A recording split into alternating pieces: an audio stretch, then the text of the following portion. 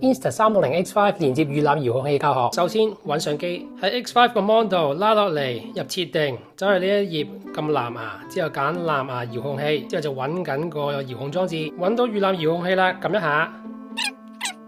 搞掂，遙控器連結，話俾你聽個遙控器點用嘅。雖然連得到，但係你撳相機呢個位咧係預覽唔到嘅。而喺遙控器屏幕上面拉落嚟，睇下自己連咗啲乜。佢雖然寫住 X5，但係上邊咧係一部 Ace 相機嘅圖案嚟嘅。呢個時候就算你撳遙控器個快門掣，都唔會 trigger 個快門嘅。咁我諗要更新遙控器個 firmware 啦。打開 Insta360 手機 app， 喺設備設定下邊揀配件升級，佢就會揾到 GPS 預覽遙控器，撳入去。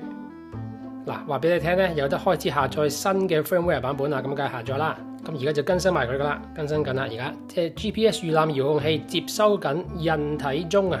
呢個傳輸速度比較慢啊。更新緊遙控器嘅 firmware 去 V1.0.51，搞掂個 firmware 更新完成啦。遙控器咧就會重新啟動。原來自己都要撈多陣，搞掂啦，又重新開過。一重新開過咧，佢就直接想連部 X5 喎。搞掂，遙控器連結，正在載入數據，搞掂啦。OK， 就見到部 X5 嘅畫面啦。咁今次撳佢嘅快門掣就可以成功咁樣遙控部 X5 啦。停錄。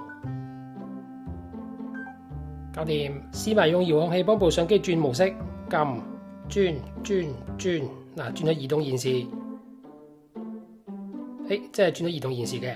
而家遙控器同埋相機都寫住 8K， 我就可以轉去 4K 30格，拉落嚟，嗱，部相機自己會變 4K 30嘅，同步到嘅。Follow 我睇更多 X5 嘅教學。